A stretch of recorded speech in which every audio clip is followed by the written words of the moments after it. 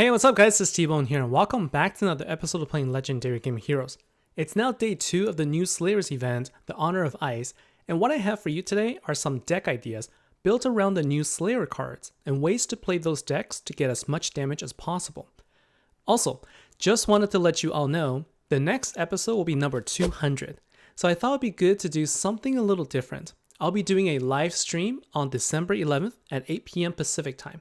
I also plan to have a special guest with me, so come join us for a chat. Look in the descriptions for more details. So for this event, I got 1 support card, Helga, and 2 event cards, Haldor. I won't be getting the Master Collection hero this time, as you can see by the distribution of the runes for me.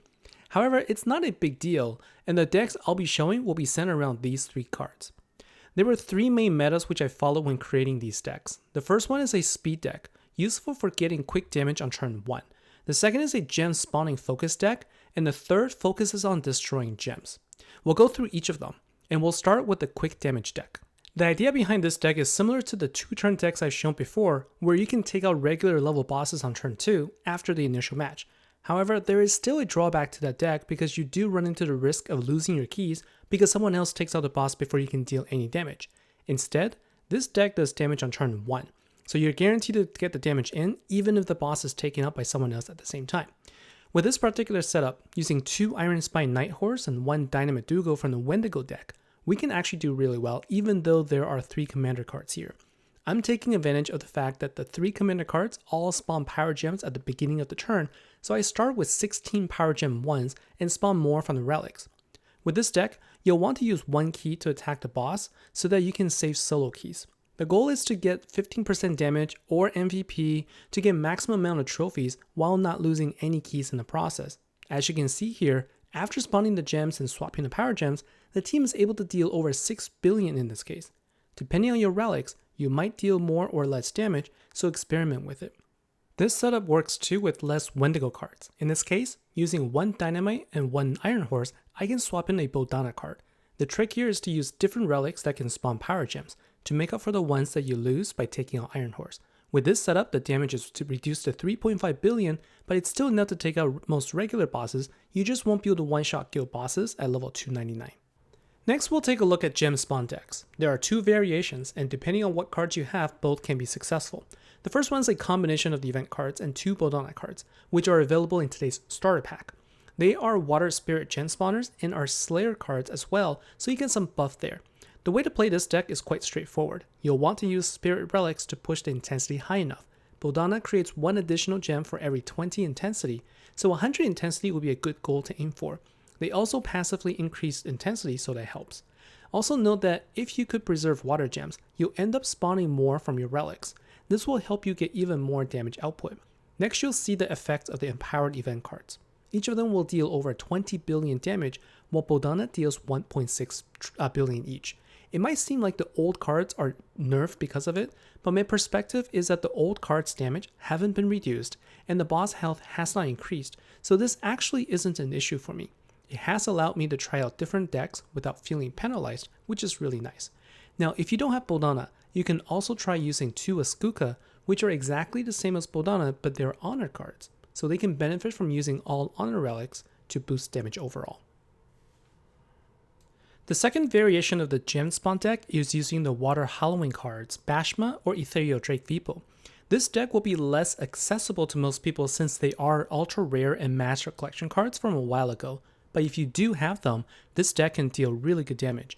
This is the main deck I use right now for the big bosses with relatively good success. Considering that I spent a total of 4,000 gems this event, I'm pretty happy with the options I've had. I have shown this type of deck many times before, so I'll be going up against a smaller boss to show what it can do. At 100 intensity, make sure to activate the skills from Haldor first, and then the other spawners.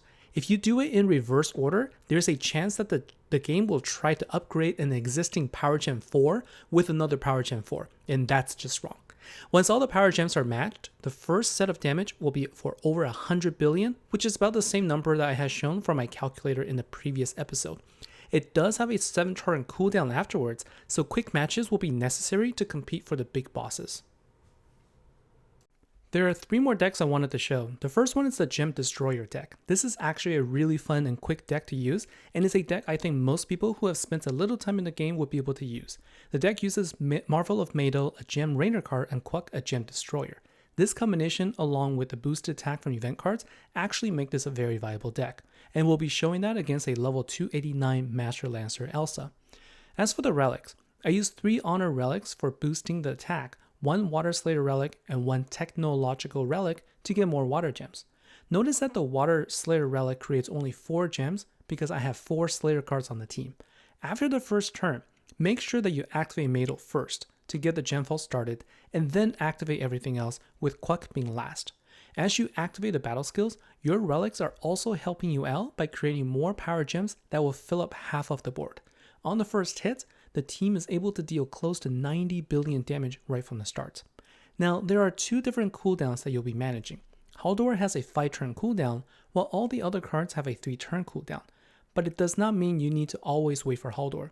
With this deck, you should activate Madel and Quack every 3 turns. Do some quick matches in between.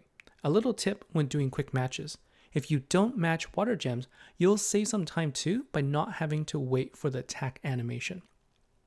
After 2 quick matches, the battle skills for Madel and Quack will be available again, and even without all the additional power gems, you can still do about 15 billion damage and charge up Helga to help you with healing. At this point, we still have more than half the time remaining, so just keep doing quick matches and activating in the same order every 3 turns. At the end of the fight, with about 6 seconds remaining, we're able to easily take out the Cobalt boss here with plenty of health as well. If you have cards from the Player Celebration Week 2 event, it's also a really good addition to the Quack team. All you have to do is make sure that you have enough gems that you can match on turn 1 so that you can power up the battle skills. After you've powered up the battle skills, then you activate them from right to left. You activate Karasu, then Golden's Trickster, and then support card, event card, and Quack. I had to take out one of the event cards for this particular build, but the power gems I create more than makes up for it. So with this particular setup, I'm able to deal over 12 billion damage with this, and that takes out the boss easily with a single key. The last deck I'm going to show is really just for fun. It's not a deck that you would use in any bosses outside of your own Eternal boss, but it's still fun to try out.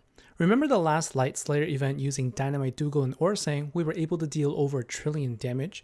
This time I'm going to try it with dragons. The important thing to note is that Circassa as the event card with 10 times bonus does not have the Empower Affinity bonus. It also needs Maelstrom in order to spawn more than 1 water gem, so they are a package deal. I have Volcanic Quilldrak as the attack booster, and Alex as the power gem creator, and Tanu as the healer. This type of deck is simple to play. The target goal is simply to get the dragon intensity up to 450. Circassa passively generates 4 dragon intensity every 4 turns to help, and if you wanted to, you can activate Maelstrom's battle skill as well to get 10 additional intensity. I didn't bother with it though, it could have saved me some time. At the end, I wasn't able to get quite as high damage output as I did with Orsang, with Circassa only dealing 420 billion damage and Maelstrom with 216, for a combined total of just shy of 650 billion. It was still fun to use though, and given that it was with more than half of the time remaining, it would be easy to get over a few trillion damage throughout the fight. And that's all for today's episode. Thanks a lot for watching. I'm having a lot of fun this event, trying out different things, and hope that you're enjoying the event as well. As always, let me know your thoughts and feedback in the comments below. I look forward to the next episode, and we'll talk to you during the live stream. Until then, take care and see you next time.